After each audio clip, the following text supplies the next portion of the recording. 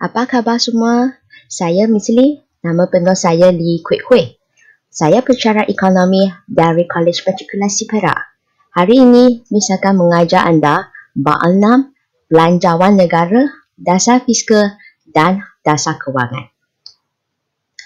Okey, untuk hari ini kita masih fokus subtopik yang berkenaan dengan 6.3 iaitu dasar kewangan.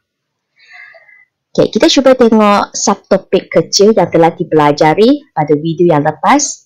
Okay, pelajar sepatutnya telah menguasai tarikh dan tujuan. So, yang berkenaan dengan dasar kewangan. Diikuti dengan alat dasar kewangan yang merangkumi kuantitatif dan juga kualitatif.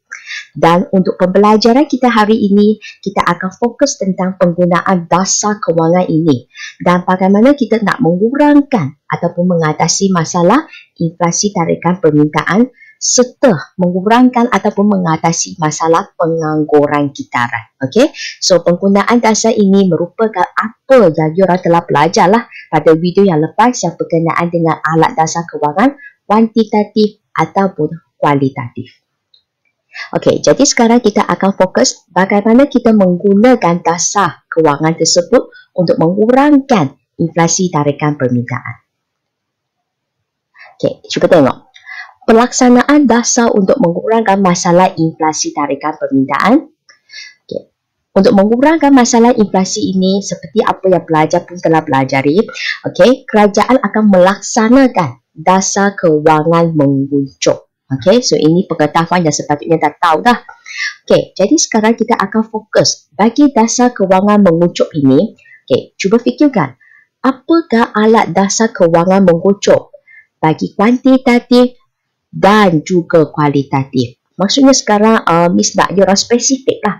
Bagi kuantitatif, dasar kewangan menguncuk terdiri daripada apa? Okey, dan bagaimana pula dengan kualitatif? Cuba fikirkan. Okey, kita sambung. Untuk dasar kewangan menguncuk bagi kuantitatif, kan ada 4 alat itu kan. So, 4 alat itu adalah terdiri daripada yang pertama, operasi pasaran terbuka. Okey, lagi apa tu? Kadar diskaun ataupun kita kata kadar bank. Yang seterusnya, nisbah rizab. Dan yang terakhir, pendanaan semula. Sekarang Miss nak pelajar cuba fikirkan untuk operasi pasaran terbuka kan dia melibatkan seperti apa?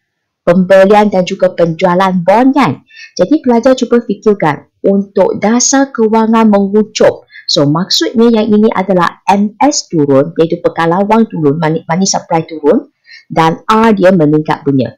So cuba fikirkan bagaimana pula dengan operasi pasaran terbuka. Okey, marilah kita semak jawapan. Dia adalah menjual bond. Okey, sebab yang ini kita cuba ulang kaji sikit lah. Kalau katakan bank pusat yang jual bond kan. So, bermaksud masyarakat akan beli. Okey, so once masyarakat beli bermaksud pegangan wang mereka sudah berkurang. Dengan demikian, bekalan wang pun turun iaitu MS turun lah. Okey, so itu adalah jual bond. Okey, untuk alat yang kedua berkaitan dengan kadar diskaun ataupun kadar bank, cuba fikirkan kita nak naikkan kadar diskaun ke ataupun turunkan. Yang ini kita boleh kaitkan dengan kadar bunga punya. Okey, kadar diskaun sepatutnya dinaikkan. Sebab apabila kadar bank ini dinaikkan, dia akan menyebabkan kadar bunga juga akan dinaikkan. Kan Miss kata dasar kewangan menguncuk, MS turun, R naik. So itulah dia. Okey, sambung dengan nisbah rizab. Masih ingat apa itu nisbah rizab? Ada rizab pekanan, rizab tunai kat sini. So ingat ini adalah simpanan lah. So berapa yang dia simpan tu? Memberi kesan kepada pinjaman dan memberi kesan kepada bekalan wang. Cuba fikirkan, nak naikkan ke nak turunkan? Okey, untuk nisbah rizab dia, kita akan naikkan nisbah rizab sebab apabila simpanan dinaikkan, pinjaman dia pun kurang. Pinjaman kurang bermaksud bekalan wang pun kurang, jadi MS turun lah, itu dasar kewangan menguncuk. Okey, pendanaan semula. Okey, cuba fikirkan, apa benda ni? Untuk maklumat anda, pendanaan semula ini sebenarnya dia akan perbanyakkan penjualan bond yang bersifat jangka panjang. Okay, so dekat sini adakah dia sesuai dilaksanakan semasa inflasi ke, ataupun dia adalah berkenaan dengan dasar kewangan merujuk ke? Ya, dia adalah berkaitan. Okay, so ingat pendanaan semula itu, okay, dia adalah dasar kewangan merujuk. Okay, itu adalah untuk kuantitatif. Sekarang kita cuba tengok bagi kualitatif pula. So, kualitatif kan kita kata ada dua alat kan. So, dua alat itu, okay, yang pertama, ya, kawalan kredit terpilih, dan lagi satu, ya, pemujukan moral. So, untuk maklumat anda, kawalan kredit terpilih ini, dia pecah kepada beberapa lagi. Okay, kita cuba tengok yang pertama, kawalan apa tu? Kawalan keperluan margin, diikuti kredit ansuran, dan yang seterusnya, kawalan gadai janji, dan akhirnya arahan khas. Okey, jadi sekarang pelajar cuba fikirkan untuk dasar kewangan mengucuk ini. So keperluan margin dia perlu dinaikkan ke, diturunkan ke? Cuba fikirkan. Ingatlah, yang ini kualitatif ini adalah berkenaan dengan pinjaman. Okey. Okey, so untuk dasar kewangan mengucuk, okey, bagi keperluan margin, kita cuba tengok. Ya, kita sepatutnya naikkan keperluan margin sebab apabila keperluan margin, apa itu keperluan margin? Dia buat pinjaman untuk membeli saham. Apabila keperluan margin ini dinaikkan, bermaksud pihak berkaitan, dia sendiri kena bayar lagi banyak dan pinjaman yang dia dapat akan berkurang. Okey, so ingat ini adalah naikkan. Kemudian kredit ansuran, kita nak ketatkan ke ataupun kita nak longgarkan? Ya, kita perlu ketatkan. Sebab apabila kita ketatkan, so pinjaman itu susah nak dapat. Jadi pinjaman akan berkurang. Okay? So ingatlah kredit ansuran ini dia sebenarnya berkenaan dengan pembelian seperti contoh kereta. Okay? So kalau kita ketatkan tu, maksudnya kita kurangkan tempoh pembayaran balik itu. Jadi pinjaman yang kita dapat itu berkurang lah. Jadi dekat sini kita akan kata kredit ansuran ini kita perlu ketatkan dia. Okey, berkenaan dengan gadai janji pula, cuba fikirkan kita nak longgarkan ke nak ketatkan. Ya, okey, kita akan ketatkan syarat gadai janji tu. So, gadai janji ini misalnya kita membeli rumah ke, okey. Lepas tu, apa dia berkenaan dengan bayaran pendahuluan yang dibayar. Kalau kita ketatkan, maksudnya individu kena bayar lagi banyak. Jadi, pinjaman yang diperoleh itu akan berkuranglah sebab mereka tak mampu. Okey, untuk membuat bayaran pendahuluan yang begitu banyak. Okey, arahan khas. Ini kita yang berkaitan dengan pinjaman. So, arahan khas yang diberikan oleh Bank Pusat kepada bank berangan.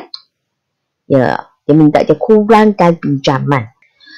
Untuk pemujukan moral pula, juga sama. Ya, kurangkan pinjaman. So, itu adalah berkaitan dengan dasar kewangan kuantitatif dan juga kualitatif. Okey? Okey, sekarang kita cuba tengok. Penggunaan dasar kewangan untuk mengurangkan masalah inflasi tarikan permintaan melalui pendekatan ADAS. Okey, jadi sekarang yang ini adalah berkenaan dengan pelaksanaan dasar kewangan. Kan tadi sudah kata, masalah inflasi ini kita akan melaksanakan dasar kewangan merujukkan. So, nanti pelajar boleh spesifik lah sama ada guna merujuk ke bagi kuantitatif ke ataupun kualitatif ke. Okey, pilihlah mana-mana satu yang berkaitan dan kemudian kita akan bincang dengan menggunakan pendekatan ADAS. So, bermaksud nanti kita akan lakar raja ADAS. Okay? So, sila bersedia. Boleh keluarkan you punya kertas A4 ke test pad ke. Kita buat lakaran bersama-sama. Okay? So, kita sambung tengok satu video yang berkaitan dengan lakaran raja dia. Kalau melalui pendekatan ADAS ini, kita kena sediakan raja ADAS. Jadi, kat sini kita akan sediakan paksi Y dan paksi X dulu. Okey. Dan paksi Y ini kita akan labelkan harga umum. Okey, sementara paksi X ini kita akan labelkan dia sebagai Y benar. Okey, jangan lupa asalan labelkan kosong. Okey, sekarang isu kita adalah berkaitan dengan inflasi kan. Jadi inflasi tarikan permintaan telah berlaku. Jadi kita akan sediakan kelok AS yang menunjukkan dia adalah menegak. Okey. Inilah kilo AS katakan. Okey, yang mendekat ini menunjukkan bahawa inflasi telah berlaku lah. Okey, sebab telah mencapai tingkat guna tenaga penuh dah. Okey, so kita ada kilo AS dan pada masa yang sama kita juga ada kilo AD. So, lakarlah kilo AD anda. Okey, so ini AD. Salah AD kosong Okey, dan ini adalah keseimbangan yang E kosong. Ini boleh labelkan AS kosong kalau nak. Okey, kemudian kita tentukan harga umum dia. Okey, titik keseimbangan ini kita buat dotted line sambung ke sebelah paksi Y. Okey, dan ini kita labelkan P kosong. Okey, kemudian dekat sini tarik ke bawah juga buat dotted line. Okey, ini adalah Y kosong. So, ini adalah raja yang kita telah sediakan. Jadi, apa yang telah dibuat kat sini kita mesti tahu huraikan. So, untuk maklumat anda, huraian pertama ataupun kita panggil peringkat yang pertama yang kita kena huraikan, okey, adalah keseimbangan asal. Dan keseimbangan asal ini merujuk keseimbangan pendapatan negara lah. Okey, so sekarang Miss akan ajar anda macam mana kita nak huraikan. Okey, so ada 1, 2, 3, 4, 5 item sahaja. Jadi kita akan huraikan semua item-item ini di bawah peringkat tersebut. Okey, keseimbangan pendapatan negara yang asal tercapai pada titik E kosong apabila kelok AD kosong bersilang dengan kelok AS kosong pada tingkat harga umum P kosong dan pendapatan benar Y kosong. So ingat 5 poin ini sahaja. Semua di bawah keseimbangan asal. Okey, ini senang je. Okey, kemudian peringkat yang kedua. Okey, peringkat yang kedua ini dia adalah berkenaan dengan peralihan kilo. Kita nak tahu kilo apa yang beralih. Tadi pelajar kena ingatkan tadi keseimbangan asal kat sini. Kalau boleh kan, pelajar bagi tahu bahawa inflasi telah berlaku. Okey, so I ulang kat sini. Kita cerita pasal E kosong, AD kosong, bersilang dengan AS kosong, lepas tu P kosong, Y kosong kan. Bagi tahu juga inflasi tarikan permintaan telah berlaku.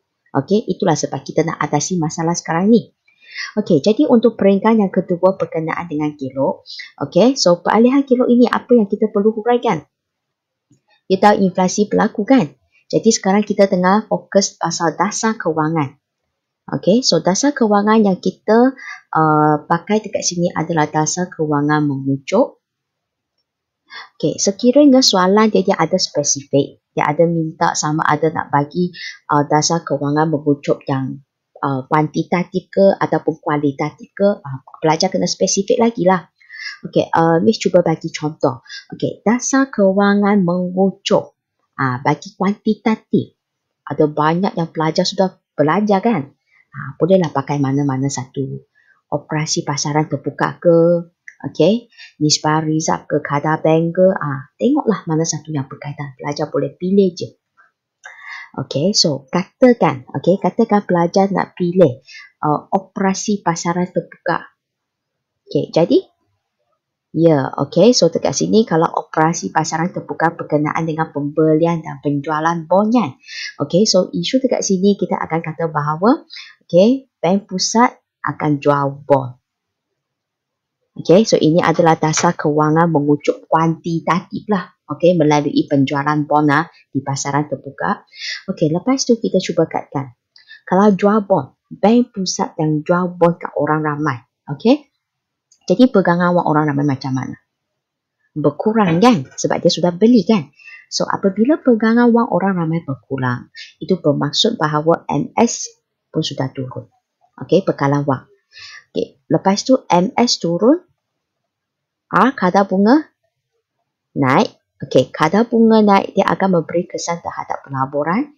Okey, pelaburan akan turun.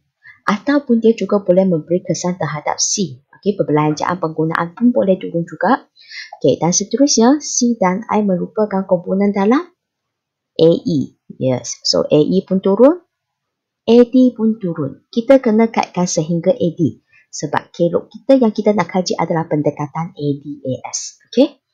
Okey, apabila AD sudah turun, maka kelok AD akan beralih ke Ya, ke sebelah kiri. Okey. So, nanti pelajar boleh katalah beralih ke sebelah kiri dari AD0 ke AD1. So, kita pun lakarlah kilo AD kita yang baru ni. So, AD1. Okey. So, pumpuk anak panah. Okey. So, itulah huraian bagi peringkat tersebut. Okey. Masih dapat ikut kan? Okey. Sekarang, peringkat yang seterusnya, kita akan cerita pasal proses keseimbangan. Okey, untuk proses keseimbangan ini, okey, Miss akan cuba guna pen yang berwarna lain supaya pelajar boleh nampak ya. Okey. Untuk proses keseimbangan ini, okey, saya akan cuba tebalkan ataupun lakar semula di kilo yang berkaitan. So, kilo yang I perlu lakar, kilo AD1. Kenapa? Sebab tadi sini saya kata kilo dia beralih ke AD1 kan? Okey, so ini AD1. Okey. Lepas tu lagi 1 kilo. Okey, saya tebalkan ataupun saya guna pen yang berwarna biru lakar semula kilo AS. Okay, ada 2 je. Okey, kemudian proses keseimbangan ini, ingat setiap kali kita akan mula dengan pada tingkah harga umum P0. So, sini P0 kan? Okey, bagi dia jalan. Jalan. Sentuh. Okey, sentuh apa ni? AD kan? Okey, so tarik ke bawah. Okey, ini kita labelkan Y2. Jangan letak Y1, Y2. Okey, Y1 itu nanti kita reserve untuk keseimbangan yang baru. Okey, yang ini pula bagi dia jalan. Okey, jalan. Sentuh kilo apa? Yang warna biru punya. AS kan? Tadi warna biru ini sentuh AD kan? Ini AS kan? Jadi dekat sini berlaku apa? Apa lebih daripada apa? AS kat belakang, AD kat depan. Ya, kita dapati bahawa pada masa itu berlaku lebihan AS. Kenapa? Sebab AS melebihi AD. Sebanyak berapa? Inilah gap dia. Sebanyak Y2, Y0. Okey, inilah yang saya guna pen biru bagi anda nampak melalui kilo kat sini. Lebihan, okey, penawaran agregat sebanyak Y2, Y0 ini, maksudnya dekat sini kita akan dapati bahawa stok dia macam mana? Lebihan AS, banyak tawar kan? So, stok mestilah berlebihan. Banyaklah stok. Kalau stok banyak, cuba bayangkan apakah kesan terhadap harga. So, kalau pasaran banyak barang, harga cenderung turun, kan? So, kalau katakan anda tak pasti, tak apa. Kita boleh cek jawapan kita. So, keseimbangan baru kita kat sini kan? E1 kan? Okey, so E1 kat sini cuba tengok harga yang baru. Ini kan harga baru kan? P1 kan? Ya, harga umum cenderung turun. Itulah maksudnya. Okey. Kemudian kita nak kaitkan dengan AD macam mana. Lepas tu kita nak kaitkan AS pun macam mana. Okey. Cuba tengok kalau harga cenderung turun. Okey, seperti apa yang anda telah belajar. Okey, apakah hubungan ataupun kita kata hukumlah permintaan. Harga naik. Okey, di sepatutnya kalau harga naik di sepatutnya songsang kan, sepatutnya turun kan. Sekarang harga kita turun, jadi AD kita sepatutnya meningkat. Okey, AS pula kalau ikut yang ini turun. So, macam mana kita boleh tengok benda ini melalui raja kita? Okey, cuba tengok balik. Tadi P0 jalan sehingga sini ini AD kan? Sebab sentuh AD. Okey, sini pula AS kan? Okey, so sekarang AD kita berada di point ini. Kita nak capai keseimbangan semula. So, dari sini ke sini. Okey, cuba tengok dia apa kita kata AD meningkat dari sini ke sini ya. So, dari sini ke sini ini bermaksud dia adalah bergerak di sepanjang kilo AD1. So, kita kata AD meningkat di sepanjang kilo. Di sepanjang kilo AD1. Okey, so ini satu ya. Meningkatlah. Sebab yang meningkat itu maksud kita tengoklah dari paksi X ke kat sini. Okey, Y benar dia telah meningkat. Okey, cuba tengok lagi satu pula. AS. AS kita kan kat sini kan tadi P0 bagi dia jalan sehingga sentuh yang warna biru ni. Ini AS kan? Okey, so AS ini cuba tengok dari sini ke sini. Ya, you akan dapati bahawa AS dia semakin menurun. Okey, menurun di mana? Di sepanjang kilo AS0. Okey, dan kita kata AD meningkat di sepanjang kilo AD. So, point ini AS menurun di sepanjang kilo SS kosong sehingga mencapai titik keseimbangan pada titik E1. So, nanti pelajar pun tulislah sehingga mencapai keseimbangan baru. Okey, pada E1. Inilah dia. Okey, dapatlah capai keseimbangan yang baru. Okey, so dapatlah harga yang baru, harga umum baru dan pendapatan benar yang baru. Okey, selepas 3 peringkat ini kita sambung peringkat yang keempat. So, peringkat keempat ini senang je. Dia sama seperti peringkat yang pertama ini. Sekarang ini adalah keseimbangan baru. So, kita ikut balik yang ini. Okey, so cuba dengar macam mana Miss huraikan. Keseimbangan pendapatan negara yang baru tercapai pada titik E1 apabila kilo AD yang baru AD1 bersilang dengan kilo AS0 pada tingkat harga umum P1 dan pendapatan benar Y1. Okey, so itulah dia. Okey, untuk peringkat yang kelima ini, okey, Miss tulis bawah sini ya. Okey, untuk peringkat yang kelima kita akan tengok kesan. Okey, biasanya kesan ini pelajar akan kaji kedua-dua paksi kan. Tapi untuk kali ini berlainan sikit sebab isu kita apa? Isu kita inflasi. So, bermaksud kita hanya kaji apa itu inflasi. Ya, kenaikan tingkat harga umum secara berterusan dan menyeluruh. So, untuk kes ini kita akan kaji pasal harga umum sahaja. Kita akan fokus paksi ini sahaja. Cuba tengok harga umum dia macam mana. Turun. Okey, so kesannya kita bagi tahu bahawa harga umum, okey, harga umum jatuh dari P0 ke P1. Kita bagi tahu macam ini. Okey, lepas tu barulah pelajar huraikan. Okey, harga umum sudah jatuh. Itu bermaksud masalah inflasi macam mana? So, inflasi tarikan permintaan dapat dikurangkan ataupun dapat diatasi atas pelaksanaan dasar kewangan mengucuk melalui penjualan bond. So, selesailah penguraian esei kita. Okey, so itulah keseluruhan dia. Okey, so itulah lakaran raja dia. Jadi, tadi itu adalah lakaran list kan. Saya guna tangan lukis punya. So, yang ini guna komputer lukis punya. So, nampaklah kemas sikit. Okey. So, itulah keseluruhannya. Kita pun dapati bahawa harga umum telah jatuh lah dari P0 ke P1. Okey. Okey. Kita pun sudah habis berkaitan dengan inflasi tarikan permintaan. Sekarang kita akan sambung dengan pengangguran kitaran pula.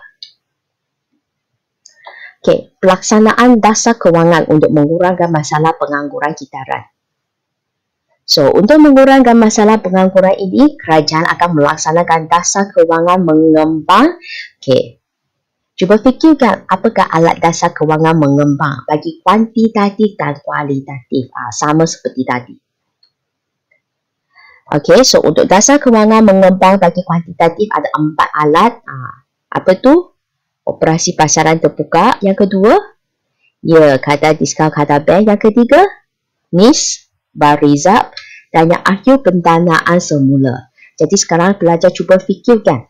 Okey, untuk dasar kewangan mengembang. Maksudnya MS, money supply dia meningkat, R dia turun. Okey, so cuba fikirkan. So dekat sini, apakah alat tersebut? Okey, nak jual ke nak beli bond? Okey, cuba fikirkan. Semua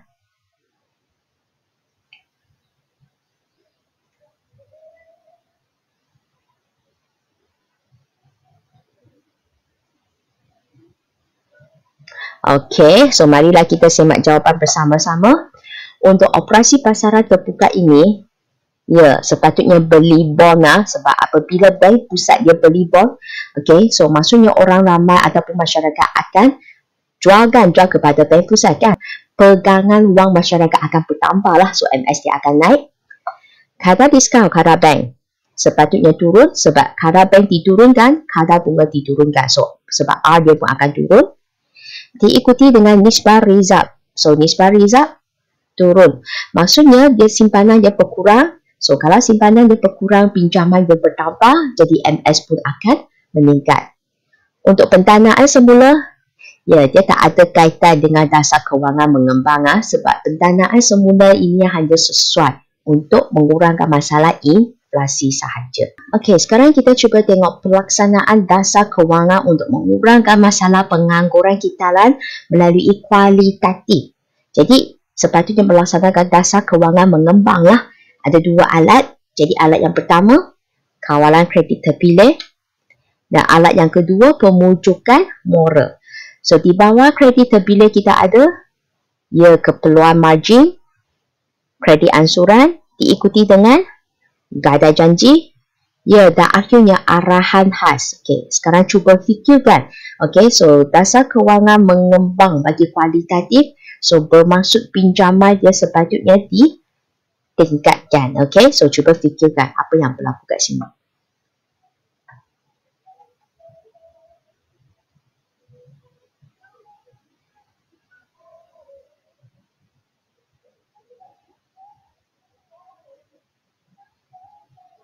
Okey, so marilah kita semak jawapan dia. Jadi untuk keperluan margin sepatutnya diturunkan. Sebab apabila keperluan margin ini diturunkan, bermaksud pihak berkaitan dia sendiri tak perlu bayar begitu banyak. Okey, dia boleh dapatkan pinjaman untuk membeli saham. So, dengan reti kata lain, senang pinjaman akan bertambah kan? Itu dasar kewangan mengembang. Okey, kredit ansuran sepatutnya dilonggarkan. Sebab kalau kredit ansuran ini dilonggarkan, maksudnya contoh tempoh pembayaran dia akan jadi semakin panjang, semakin longgar. Jadi senang pinjaman dia akan bertambah lah. Okey. Kak sambung dengan gadai janji. So gadai janji itu saya bagi contoh seperti pembelian rumah kan. So kita perlu longgarkan. So bermaksud bayaran pendahuluan itu sikit je. Jadi kalau sikit, senang dapat pinjaman lah. So pinjaman naik. Okey. Dan arahan khas. Kan dah kata ini adalah galakkan pinjaman. So, arahan dia galakkan pinjaman. Bermaksud, bank pusat memberi arahan kepada bank berangan. Okey, kalau boleh bagi je lah pinjaman. Untuk pemujukan moral pun sama, galakkan pinjaman. Okey, so itu adalah dasar kewangan mengembang bagi kualitatif. Okey, sambung. Penggunaan dasar kewangan untuk mengurangkan masalah pengangguran kitaran melalui pendekatan ADAS. Pun sama, dasar kewangan yang akan dilaksanakan adalah dasar kewangan mengembang. Juga sama, pelajar boleh spesifik, tengok sama ada nak kaitkan dengan kuantitatif ke ataupun kualitatif. Dan kemudian kita akan bincang melalui pendekatan ADAS. So, bermaksud dekat sini, nanti kita akan tengok satu raja jugalah. Okey, macam mana kita nak atasi masalah tersebut. Okey, so boleh bersedia you punya kertas A4 ataupun test pad. Marilah kita lakukan raja bersama-sama. Okey, sekarang pun sama, kita akan kaji melalui pendekatan ADAS. So seperti biasa, kita akan sediakan paksi Y dan paksi X. Okey, so paksi Y, paksi X. So ini pendekatan ADAS. Jadi paksi Y ini kita akan labelkan harga umum. Okey, sementara untuk paksi Y untuk harga umum, sementara untuk paksi X, kita akan labelkan Y benar. Dan jangan lupa asalan. Okey, so sekarang isu yang kita kaji adalah berkenaan dengan pengangguran. Okey, jadi kita akan sediakan kilo AD dengan AS yang biasa punya saja. So, kilo AD mencurung ke bawah dari kiri ke kanan. So, labelkan AD kosong. Kemudian ada kilo AS mencurung ke atas dari kiri ke kanan, AS kosong. So, AD bersilang dengan AS. Okay, so titik persilangan ini kita labelkan E kosong. Okay, lepas tu kita akan buat dotted line. Sambung ke sebelah paksi Y ini kita labelkan P kosong. Okay, dotted line ke bawah ini kita labelkan Y kosong. Okay, macam tadi kita akan huraikan keseimbangan asal bagi pendapatan negara. Okey, so keseimbangan pendapatan negara yang asal tercapai pada titik E kosong apabila kilo AD kosong bersilang dengan kilo AS kosong pada tingkat harga umum P kosong dan pendapatan benar Y kosong. So ada 5 poin tu lah. Okey, E kosong, AD kosong bersilang AS kosong. Lepas tu kita ada P kosong dan kita juga ada Y kosong. Dan kalau boleh mention juga bagi tahu bahawa pengangguran kitaran telah berlaku. So maksudnya sekarang walaupun keseimbangan asal je tapi pengangguran dia sudah berlaku kat sini dah. Sambung peringkat yang kedua. Apa peringkat tersebut? Ya, peralihan kelok ya. So Miss tulis dulu peralihan kelok. Juga sama nak atasi masalah pengangguran. So sekarang kita tengah bincang dasar kewangan kan. So dasar kewangan. Jadi nak atasi pengangguran kita pakai dasar kewangan mengembang ke mengucuk? Ya, mengembang. Mengembang. Juga sama kalau soalan itu dia ada tanya nak minta uraikan pasal dasar kewangan mengembang sama ada kuantitatif ke kualitatif ke, pelajar kena spesifik lah. Tadi punya kita sudah bincang pasal kuantitatif kan untuk inflasi kan. Jadi untuk pengangguran punya kita cuba tengok kualitatif pula. Cuba fikirkan kualitatif. Ada berapa alat? 2 kan? Iaitu kawalan kredit terpilih dan lagi satu pemujukan moral. Tetapi di bawah kawalan kredit terpilih dia ada pecah beberapa lagi kan? Misalnya kawalan gadai janji, kawalan kredit ansuran, kawalan keperluan margin. So pilihlah mana-mana satu. Kalau katakan Miss pilih yang berkenaan dengan kawalan gadai janji. So kawalan gadai janji ya. So, kalau katakan yang kawalan gadai janji ini untuk dasar kewangan mengembang, dia sepatutnya macam mana ni? Nak ketat ke nak longgar? Ya, longgar kan. So, dekat sini kita kata untuk mengurangkan masalah pengangguran kitaran, kerajaan boleh melaksanakan dasar kewangan mengembang bagi kualitatif melalui kawalan gadai janji ataupun melalui ataupun dengan melonggarkan kawalan gadai janji. Itulah huraian dia. Kalau dah longgarkan kawalan gadai janji ini, pinjaman macam mana? Senang dapat pinjaman ke susah? Senang kan? Jadi pinjaman naik. Ingatlah, sebab yang ini adalah berkenaan dengan kualitatif. So that's why saya guna pinjaman dekat sini. Tadi kuantitatif saya kat dengan MS dan R kan? So ini pinjaman meningkat. So kalau senang dapat pinjaman, C macam mana? Yang ini contoh macam beli rumah kan. Perbelanjaan penggunaan, yes, turut meningkat. AE naik. Kenapa? Sebab C merupakan komponen dalam AE, ya. Kemudian AD pun meningkat, ya. AD meningkat. Kalau AD meningkat, kelo AD macam mana? Kelo AD akan beralih ke kiri ke kanan ni? Ya, ke sebelah kanan. Dari AD kosong ke AD 1, dia ke sebelah kanan. So, marilah kita langkah kilo AD yang baru. So ini AD 1. Jangan lupa anak panah penting. Kemudian peringkat yang ketiga, proses keseimbangan. Macam tadi kita akan guna pen yang berwarna lain untuk tebalkan ataupun lakar semula kilo yang berkaitan. So kilo yang saya nak lakar semula itu kilo yang barulah sebab AD 1. Dan lagi 1 kilo AS 2 je. So inilah dia. Sekarang kita cuba tengok. Fokus apa? Kilo yang berwarna biru saja. Tapi ingat untuk proses keseimbangan ini, setiap kali kita akan mula dengan pada tingkah harga umum, ya P0. So dekat P0 kita start bagi dia jalan. Bagi dia jalan sehingga sentuh kilo yang berwarna biru. Jalan. Sentuh kilo apa? AS kan? So sini AS. Jalan lagi. Sehingga sentuh kilo ini apa? Yang warna biru. AD kan? So tarik ke bawah. Ini kita labelkan Y2. Macam tadi Y2, jangan labelkan Y1.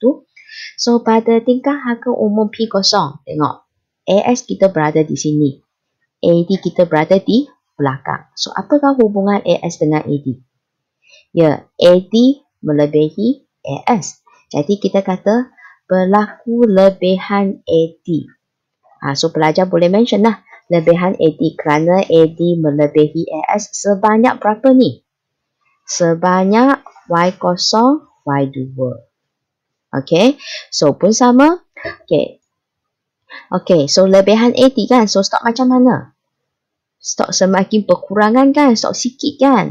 Stok berkurangan, stok sikit sebab banyak orang nak minta ni. Jadi kalau stok sikit, harga umum macam mana? Okay, kalau tak pasti, kalau ikut logik lah, kalau barang semakin sikit, harga sepatutnya cenderung, harga cenderung naik. Kita check dulu, betul ke harga cenderung naik? Okay, cari keseimbangan baru, AS0 bersilang dengan AD1. Ini keseimbangan baru. Okay, cari harga dia. P1, kita tepati harga cenderung naik. Okay, so betul lah jawapan kita. Okay, kemudian sambung. Okay, sambung kat sini lah. Okay, kena bagi tahu AD macam mana. AS macam mana. Okay. Kalau ikut hukum permintaan dengan hukum penawaran yang you telah belajar, kalau harga naik, AD sepatutnya turun. Harga naik, AS sepatutnya naik. Okay, kita check.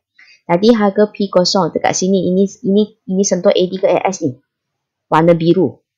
AS kan? So, sekarang kita cuba tengok. Kita nak capai keseimbangan yang baru. Okay. Keseimbangan baru kita dekat E1. Okay, I buat dotted line. Dan pendapatan kita Y1. Okay, kita cuba tengok kat sini. Okay, tadi sini adalah sentuh AS. Dari sini ke sini nak capai E1. Yes, tengok dari segi paksi X dia, Y dia bertambah kan? So, that's why kita kata AS akan meningkat. Meningkat di mana? Di sepanjang kelok. Di sepanjang kelok. Kelok apa tu? Kelok AS0. AD pula cuba check. Ini P0 kan? Okay, jalan-jalan sentuh ini. Ini kan sentuh AD kan tadi yang warna biru kan? Okay, tengok. So, dari sini ke sini, ke E1. Jangan pula bagi tahu, Miss, ini meningkat. Itu bukan cara yang kita nak tengok. Tarik ke bawah, tengok paksi X dia. Dari sini ke sini. AD menurun. Menurun di mana? Di sepanjang kelok AD1. Okay. Sehingga, okay, cuba tengok. AS meningkat di sepanjang kelok AS0. AD pula berkurang di sepanjang kelok AD1. Sehingga mencapai keseimbangan baru pada titik E1. Okey, selesailah peringkat ini.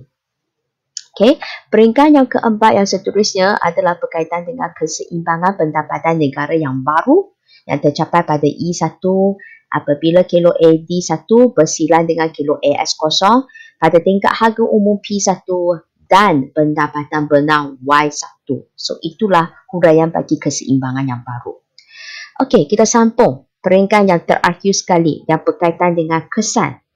Okey, kesan kita, kita kena haji balik isu kita. Isu kita dekat sini adalah berkenaan dengan pengangguran. Okey, jadi cuba cek pengangguran. So, kita nak kaji pasal harga umum ke Y benar? Ada kaitan dengan harga umum ke? Itu inflasi kan? So, bermaksud untuk kes pengangguran kitaran ini, kita akan fokus pada paksi S, iaitu berkenaan dengan pendapatan benar. Okey, kita cuba tengok pendapatan benar kita. Y kita macam mana? Mungkin pelajar sudah keliru banyak sangat Y dekat sini. Tapi cuba ingat, yang warna biru tadi tu, kita hanya nak tengok lebihan sahaja kat sini. So, ini tak ada kaitan punya. Nak cari mana satu dia meningkat ke menurun ke? Rujuk balik keseimbangan dia. Tadi E0 ke E1 kan? Jadi Y pun sama dari Y0 ke Y1. Okay? So, kita dapati bahawa kesannya pendapatan benar meningkat. Kalau pendapatan benar meningkat, pendapatan ini sebenarnya merujuk kepada keluaran. Kalau kita kata keluaran kita bertambah kan? Maksudnya output bertambah. Kalau kita meningkatkan output, anda sepatutnya meningkatkan input juga kan? So, input itu, okay, salah satu kita kata faktor pengeluaran kita. Tanah buruh modal usahawan, salah satu buruh. Okay, so bermaksud guna tenaga. Kita boleh kat dengan guna tenaga dekat sini. Jadi, guna tenaga pun akan meningkat. Okay, Y benar meningkat, guna tenaga meningkat. So, kalau guna tenaga meningkat bermaksud apa? Ya, pengangguran sudah berkurang. Okay, that's why kita kata pelaksanaan dasar kewangan mengembang ini dia boleh mengurangkan masalah pengangguran kitaran. Kenapa? Sebab kesannya telah tunjukkan bahawa Y benar meningkat dari Y0 ke Y1 yang turut membawa peningkatan dalam tingkat guna tenaga. So, itulah dia. Okay. Okay, so itulah lakaran raja dia. Okay, yang ini lebih kemas lah. Okay, sebab dilakar dengan menggunakan komputer. Okay, so kita dapati bahawa kita punya pendapatan benar akan meningkat lah. Okay, so kita dapat dia meningkat dari Y0 ke Y1. Okay. Okay, so itulah keseluruhan dia. Jadi sekarang kita nak ulang kaji cepat bagi keseluruhan bab ini. Okay, so marilah kita tengok satu peta minda yang berkaitan dengan bab 6. Okay, so inilah bab 6, belanjawan negara, dasar fiskal dan dasar kewangan. Jadi untuk keseluruhan dia, pelajar sepatutnya sudah belajar semua inilah. Okay, so kita ada 3 subtopik yang utama, 6.1 belanjawan, 6.2 dasar fiskal dan 6.3 dasar kewangan. Ini baru kita habis je. Okey, kita cuba tengok 6.1 belanjawan yang berkenaan dengan konsep belanjawan. Seperti apa yang pelajar telah pelajari, okey, so belanjawan ini berkaitan dengan hubungan antara T dan G. So T itu adalah hasil lah, G itu adalah perbelanjaan. So untuk belanjawan konsep dia kita ada lebihan, kurangan dan seimbang. So untuk lebihan, ya T lebih besar daripada G sebab hasil lagi banyak daripada perbelanjaan kerajaan. Kalau kurangan, T kurang daripada G. Kalau seimbang, ya T sama dengan G. Okey, kemudian sumber hasil kerajaan. Okey, sebenarnya kita ada 2 yang utama. Kita ada hasil cukai dan hasil bukan cukai. Tapi hasil cukai kita ada cukai langsung, cukai tak langsung, diikuti dengan hasil bukan cukai. Okey, so pelajar sepatutnya kena tahulah ingat apakah definisinya dan contoh-contoh yang berkaitan. Contoh, cukai langsung. Seperti cukai pendapatan individu dan apa lagi. So cukai tak langsung seperti apa? Duty export, duty import. Itulah contohnya. Lagi hasil bukan cukai, apa dia? So pelajar kena tahu definisi dan juga contoh dia. Okey, sambung perbelanjaan kerajaan. Ya, dia dipecah kepada perbelanjaan mengurus dan perbelanjaan pembangunan. So pun sama, pelajar perlu tahu dia punya definisi dan contoh. So definisi dia, okey, apa itu perbelanjaan mengurus? Fikir balik kata kunci dia. Okey. Lepas itu ada apa lagi contoh? So apakah contoh dia? Misalnya emolument. Okey, apa pula contoh bagi perbelanjaan pembangunan? Dia pecah kepada beberapa kan. Kalau tak silap ada 4 kot. Misalnya apa? So perkhidmatan sosial ke? Cuba tengok balik apa itu. Okey, contoh-contoh dia. Okey, sambung sumber hutang. So, garis kata hutang itu juga sama dengan pinjaman kan? So, pinjaman itu kita boleh dapat pinjaman dalam negara. Lepas tu ada luar negara. So, pinjaman dalam negara, okey, cuba fikir balik apa contoh-contoh dia. Begitu juga dengan luar negara. Luar negara ada 2 sahaja. Pinjaman apa? Pinjaman projek, pinjaman pasaran. Cuba fikir balik apa benda-benda itu. Kemudian pelajar juga telah belajar apa itu kebaikan dan keburukan bagi hutang dalam negara dan hutang luar negara. Kedua-duanya ada kebaikan dan keburukan dia. So habislah yang ini subtopik yang pertama. Lepas tu kita pun telah sambung dengan subtopik yang kedua, 6.2 dasar fiskal. So pelajar pun sudah tahu apa kata refund dan tujuan dia. Okay, so definisi dia lah. Kemudian bagi dasar fiskal ini kita ada jenis, 2 jenis yang utama.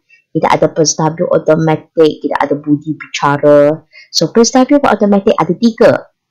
Cukai progresif, apa itu skim insurans pengangguran dan dasar harga minimum. So yang ini dia ubah secara automatik lah berdasarkan fiskal yang sedia ada. Okey, bagi budi bicara pula, okey, yang ini seperti biasa yang pelajar sudah tahu punya, kita nak ubah G, ubah T sahaja ataupun ubah G dan T secara serentak. Okey, so itu di bawah budi bicara. Dan lepas tu pelajar pun sudah belajar bagaimana kita nak gunakan dasar fiskal ini untuk mengurangkan masalah. Masalah apa?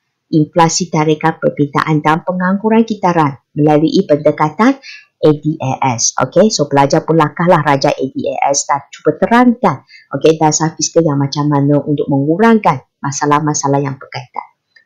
Okey, seterusnya kita sambung 6.3 dasar kewangan. Okey, so dasar kewangan, so pelajar pun sepatutnya sudah tahulah tak refund dan tujuan dasar kewangan ini. So apakah definisi dia? Kemudian bagi jenis dia pun sama, dia ada 2. So kita ada kuantitatif dan kita juga ada kualitatif. So, kuantitatif ada apa? Operasi pasaran terbuka, kadar diskaun kadar bank, nisbah rizab berkantor yang wajib punya dengan rizab tunai minimum, lepas tu pendanaan semula. Okay, so itu bagi kuantitatif. Okay, bagaimana pula dengan kualitatif? So, kualitatif ada dua, ada kawalan kredit terpilih dan juga pujukan moral. Ya, yang kawalan kredit terpilih ini dia terbahagi kepada beberapa lagi. Kita ada apa? Ya, kawalan keperluan margin, kawalan kredit ansuran, kawalan gadai janji dan akhirnya kita ada arahan khas. Okay, so itulah kuantitatif dan kualitatif. Kemudian pelajar pun telah belajar penggunaan dasar kewangan untuk mengurangkan masalah inflasi tarikan permintaan dan juga pengangguran kitaran melalui pendekatan ADAS. So yang inilah baru kita bincang tadi tu bagaimana kita gunakan dasar kewangan ini untuk kurangkan inflasi, dan kita pun telah terangkan step by step. Kan ada 5 peringkat itu kan. Ada apa? Keseimbangan asal, peralihan gelok, proses keseimbangan baru dan juga kesan. Dan kita pun telah lakar raja dan cuba tengok macam mana nak kurangkan masalah tersebut melalui gambar raja dia. So, yang C dekat sini dengan yang dasar fiskal punya sebenarnya sama punya. Cuma satu kita gunakan dasar fiskal, lagi satu kita gunakan dasar kewangan. So, ini adalah peta minda yang saya sediakan. Okay? Itulah keseluruhan untuk bab 6. Agak berharap video saya ini sedikit sebanyak dapat membantu anda untuk menguasai konsep yang berkenaan dengan belanjawan negara, dasar fiskal dan juga dasar kewangan. Sekiranya anda suka video saya, ingat subscribe YouTube channel saya. Okay, semakin banyak subscriber, semakin banyak video yang saya akan uploadkan. Ingat, subscribe, like and share. Saya Liquid Hui, pensyarah ekonomi dari College Matrikulasi Perak. Kita jumpa lagi.